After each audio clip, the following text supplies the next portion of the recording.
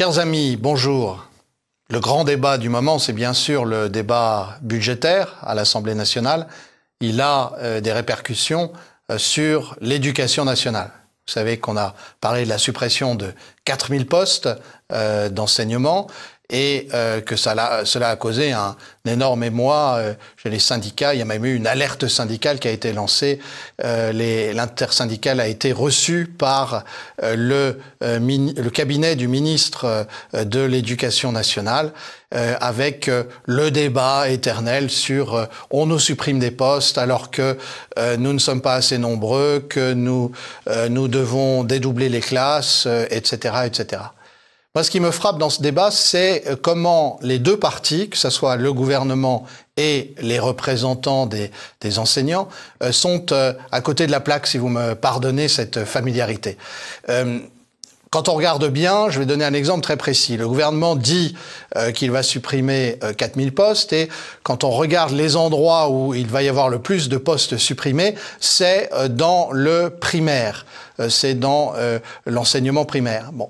Or, on a quelque chose qui est assez évident, c'est qu'il y a des problèmes de recrutement au concours d'enseignement, pas simplement pour le primaire, en fait, pour l'enseignement secondaire aussi, et en particulier dans les matières scientifiques, mais pas simplement dans les matières scientifiques. Il y a chaque année des postes qui ne sont pas pourvus au concours. On aimerait bien savoir ce qu'il en est de ces postes qui ne sont pas pourvus au concours par rapport aux 4000 postes supprimés. Parce que quand vous regardez, il y a à peu près chaque année 4000 postes qui ne sont pas pourvus au concours sur le CAPES et l'agrégation. C'est surtout sur le CAPES d'ailleurs.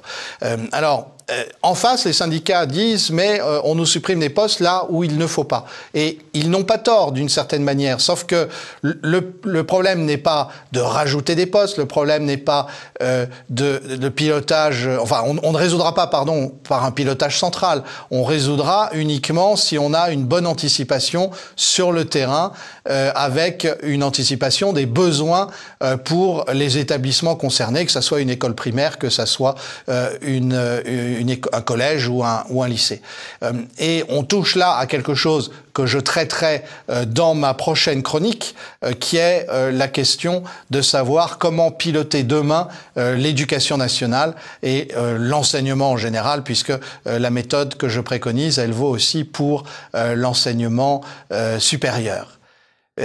On a un débat qui n'en finit pas et on tourne en rond et qui va envenimer encore la situation, mais c'est sans doute parce que ni le gouvernement ni les syndicats n'ont la bonne méthode.